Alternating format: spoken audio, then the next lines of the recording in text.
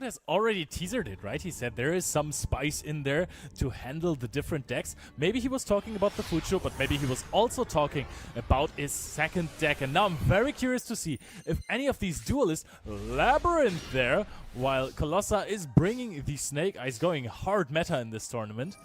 Oh, Colossa is starting, and that is not good for either of the decks. That is not Tenpai Dragon, by the way. Yeah. Even though my favorite Tenpai version is the one with Fiendsmith, I have to say. Because that one feels really, really cool. Makes a great end field, but now we're speed running through this combo. Larry is linked off, Requiem is summoned. No disruption so far from the side of Barcode. Colossa just continuing to resolve action after action here. Keep in mind, Tract is not a one-card combo, but you can normal summon any hand interaction next to it, and then you're good to go into your Snake Eye engine by going through Beatrice after using Fiendsmith Sequence to summon out Lacrima, summon back Engraver, overlay to the Beatrice. Oh. Engraver for Engraver. Tribute summoning. Alright, so what does really Colossa wanted have in the hand? Engraver into the graveyard? Yeah. What? You just need another body, right? Ah, yeah, to make the rank 6. Yeah, or I think at this point you're going into the Sequence because you want to go into Beatrice afterwards, and then you need Sequence and Beatrice to go into Promethean Princess Bestower of Flames after Beatrice has sent the Snake Eye Ash to the graveyard, so you can go to your full Snake Eyes combo. But this is the thing here is, if Barcode has Wave kind of High King Caesar actually going to be the chosen path here, as Colossa does end the turn pretty conservatively here. That is not a Beatrice in the extra deck of Colossa. I'm pretty sure about that. DDD Wave High King Caesar is just looking good there. And Barcode is like, okay, I have expected way worse. I'm going to set a bunch of cards because I'm playing Labyrinth. Oh, look at him smiling. Look at him smiling. He's enjoying setting 5 cards. What else is in your hand? Is it, unideally, another trap card? Or are we having Lady Labyrinth? Or do we have something? Must be kind of Lady Labyrinth at this point, but I was going to ask you how you knew he was playing Labyrinth, but then I realized it's on the overlay. Yeah.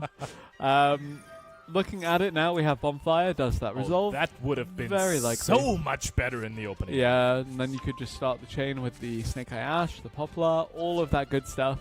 Do you still have the Wave King High Caesar just to allow some kind of disruption on the welcome traps that would otherwise summon a monster? However, it will be interesting to see if Barcode does choose to respond to this. Snake Eye Ash for Colossa. Barcode, he has something. He has a lot of somethings. He has 5 somethings face down plus potentially 1 in the hand. Where does he go? Ibris, let me ask you a question. How good were you in mathematics in school? Pretty solid. All right. Oh, simultaneous equation cannons? Then simultaneous equation not cannon is that the good. card for you. So right now, we're having 6 cards on the side of Barcode and 6 cards on the side of Colossa. So 12 is the number of cards. It's going to be 13 soon. So we have to get cards into the banishment that have the number of 12. So we could use a level 2 fusion and 2 rank 5 exceeds. Now we just go Destructive Daruma Kamakan. So that will flip everything face down now. Why do math when you could just chill? You can just flip up back the High King Caesar. And as we have added the Temple, can we play on with the Temple here? That is a big question. The thing for Colossa right now is there is 2 Engravers as material on the High King Caesar. So you can't summon back the Caesar, go into Requiem, and then send something for a Doom Dragon. Caesar is just going to attack. This is a dream scenario for Barcode. He just stopped the entire turn of the Snake Eyes deck with just 1 trap card. Yeah, no material, no detachment of the material to get the Engraver to the graveyard here for Colossa. Barcode, though, he hasn't done too much of anything in response, but perhaps now can start playing on his own turn, or in the end phase of this one. Big welcome Labyrinth. There goes the Fiendsmith Engraver to the graveyard for material here as the Wave High King Caesar is able to negate, but there's Dimensional Barrier to stop the Xyz. All right, that is a play that is going to get around the Caesar. However, I think that Barcode might have missed a little bit of a window there. When he activated Destructive Daruma Karma Cannon, he could have activated the big Welcome Labyrinth already after the resolve when the Caesar was set, so that you don't have to negate the Caesar. Yeah, so you can keep the Dimensional Barrier for later, but regardless, here comes Lady Labyrinth of the Silver Castle. There goes Lady Labyrinth of the Silver Castle. And here might come Lady Labyrinth of the Silver Castle again, because the High King Caesar is still negated due to Dimensional Barrier. Barcode just making sure of that. What are the other two trap cards now? Because you always want, when you have the Lady Labyrinth of the Silver Castle, you want to activate a trap card every single turn. So, a Dimensional Barrier... Wow, Dimensional Barrier was basically wasted by not activating the Big Welcome on the set of the Caesar. So, I think that you could have just used this in the end phase then and set off a Welcome Labyrinth. Main phase 1. Yep, 2 face downs. If they are traps, they've been face down long enough that they can just be activated right now. Yeah. Could be a little bit more situational than that. I do kind of have a soft spot for trap-based decks, simply because Same. we have Dynamorphia, one of my favorites. Not exactly one of my beloved decks, but Well, I respect it. I respect the purple grind. I think Welcome Labyrinth is just Dynamorphia domain in another form. All right. I mean, I Big love Welcome Labyrinth is Frenzy. I love the Ultrageist cards. You know, so Okay, that fair. is one of my favorite trap strategies. Barcode says I'm having none of that trap stuff happening this turn. Just Lady Labyrinth of the Silver Castle attacking over the Caesar. Barcode is not really advancing his game state. The Lady Labyrinth of the Silver Castle might as well be a Blue Eyes White Dragon. Importantly, we have both Fiendsmith and Gravers in the graveyard of Colossa, ready to come back online. I wonder if there's a Call by the Grave waiting. That would be great. That would be game ending. But that is a big what if, as Barcode now passes the turn. So, Colossa, now you can flip back up your monsters here. She has the Poplar and the Snake Eye Ash face down, right? So you can flip up Snake Eye Ash. Look what your opponent is doing. You have the ability to send away the Snake Eye Oak. I don't know if you want to do that, perhaps. This is a tough spot for her, because you have to think a lot. There's a lot of possibilities that Barcode could go for. Currently we have 5 cards here, 5 cards there, 3 cards more, 13 cards here. With honestly, Engravers being summoned, we're at 14 cards now. Yep. So, wait, of course. What was I saying about the simultaneous equation? Can we also need a monster to target that has the level? I forgot half the cards for like a minute. We summon back Engraver, and with the cards that we could banish together, Engraver is way too low of a level. So, for Barcode, you need way, way, way less cards on the field here. Thank you for explaining the nuances of simultaneous equation cannons for the audiences at home, because I was not going to be able to do it. Thank you. There's a lot of math you have to do. In the end, just trust your opponent. maybe read the card once or twice. That's actually part of the reason why the deck is so much fun, because sometimes you have little math riddles. Welcome Labyrinth. Alright, and Maxi is being chained to that, not only because Colossa thinks this is a prime moment to go for an extra draw to play through the field of Barcode, but also because it is basically blocking the Lady from setting another trap card for free onto the side of Barcode. So we have the lovely Labyrinth of the Silver Castle. This applies a lot more pressure. First of all, no more monster effects in response to trap card activations. Second of all, if you, for some reason or in some way, remove a monster from the field, you can get to destroy a card in hand or field. Don't often Temple? see lovely Labyrinth of the Silver Castle these days. That's true. That's true. It's mainly because Labyrinth is not played as much anymore, unfortunately, because I love the deck. By the way, Colossa now has the chance to special out Snake Eye Oak with the Temple, but does that really do anything? Look at the banishment, nothing. Look at the graveyard, nothing for Snake Eye Oak here. Yeah. So I think, I mean, it's kind of your only way to use Temple maybe this turn, unless there's another big welcome, which is another card in the graveyard for Barcode as an interruption. Here comes Blink into Fiendsmith sequence to start things off for Colossa on that Fiendsmith strategy. I think you might want to big welcome that and then destroy the Snake Eye Ash on the field.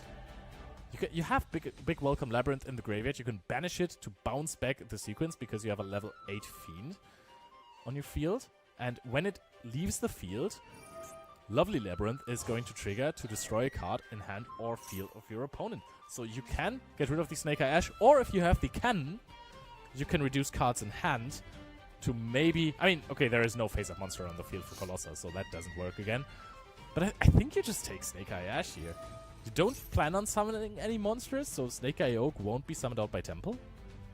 There goes Lovely Labyrinth of the Silver Castle, activating its effect, making a destroy on the Snake Eye Ash. Engraver is a next card that we might see being activated unless Colossa has any solutions to her problems in hand. 3 cards in hand, though. It's not a terrible position to be in. Of course, with Barcode having the established field, it's a little bit scarier. Perhaps we have some disruption here, but we'll have to mitigate 5,900 points of damage on the field right now for Barcode.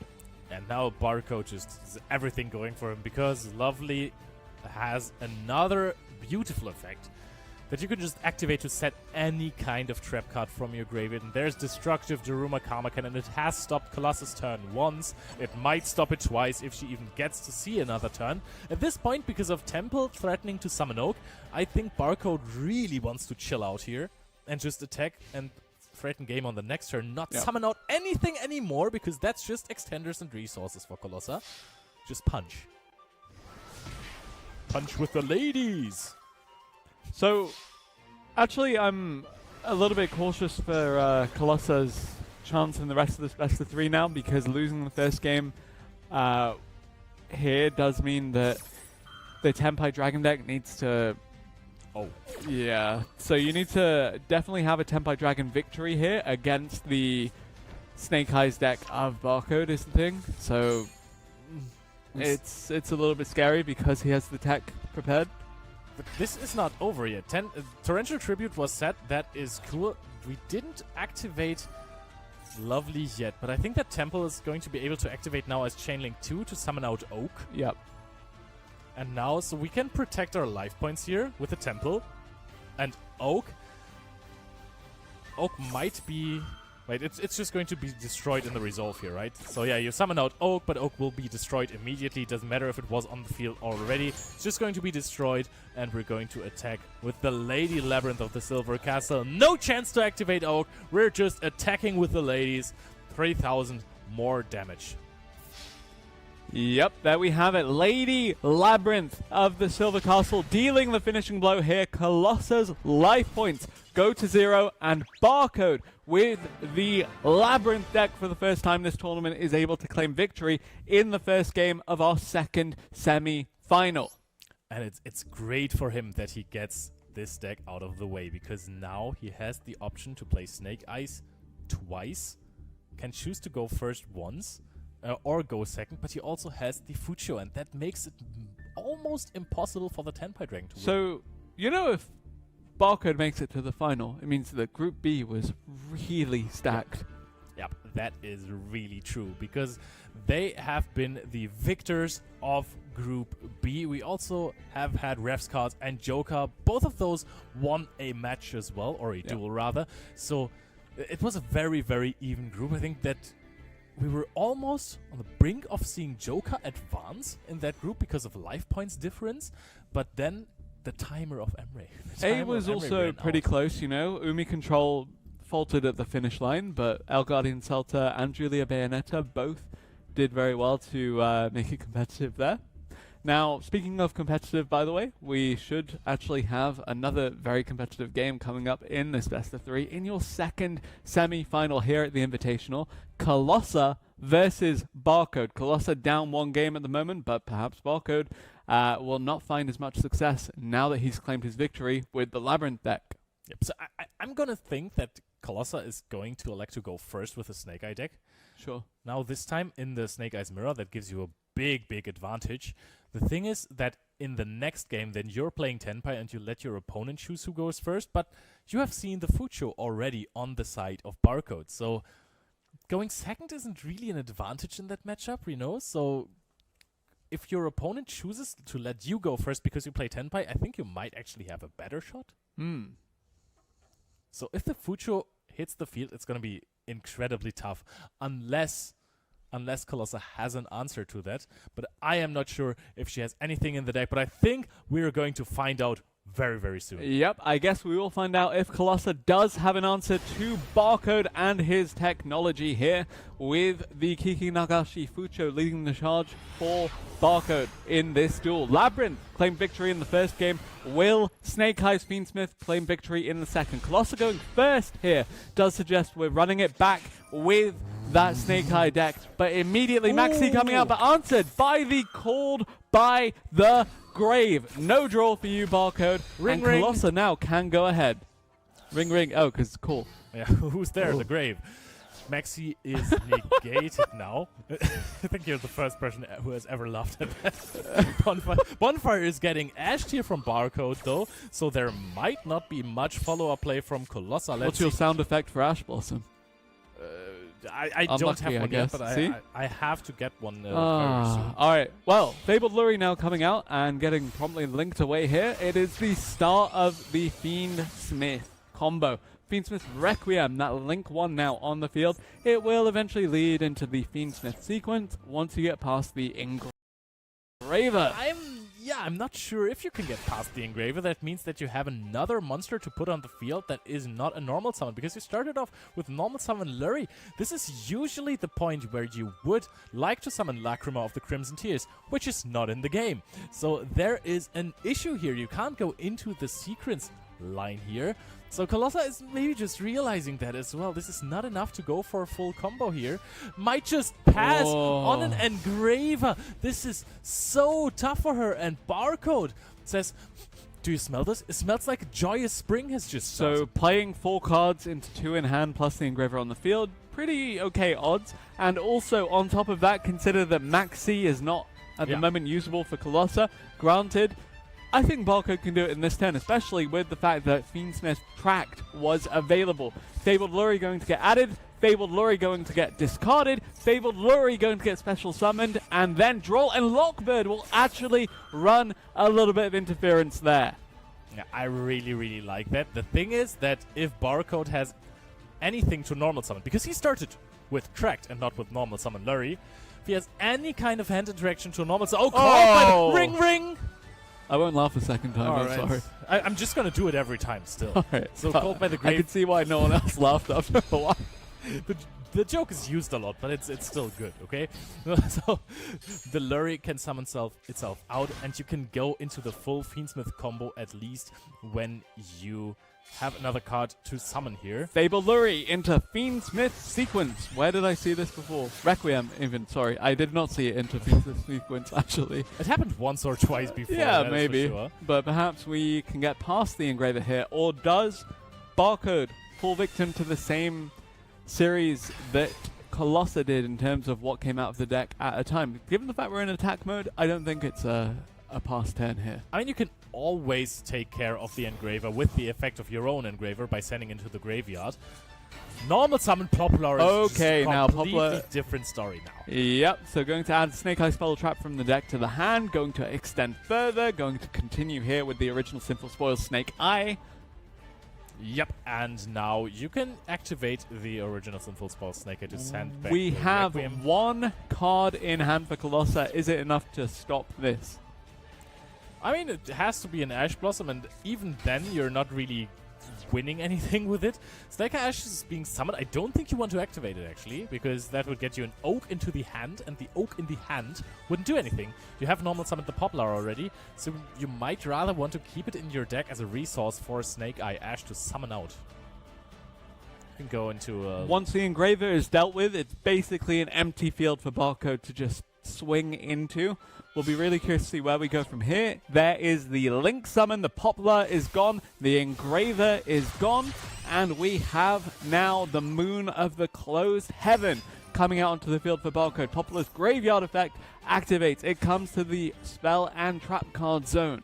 You know what? Barcode is kind of taking risks here, because now you have made yourself kind of vulnerable to a Nibiru the Primal Being, especially now. If Snake Eye Oak is being activated, summons out another monster. If Nibiru hits the field, this might be a complete game changer here, and I think that Colossa has actually something to activate. Nibiru would be crucial here. You could have just normal summoned Poplar, search for the original Sinful Spoils, and then link off into Moon, put something in the Spell and Trap zone, and then combo off into your own Appaloosa or a DDD Wave High King Caesar. But we didn't do that. If there is a Nibiru, it is about time to use it. Engraver is being used in the graveyard. True, we've already been there.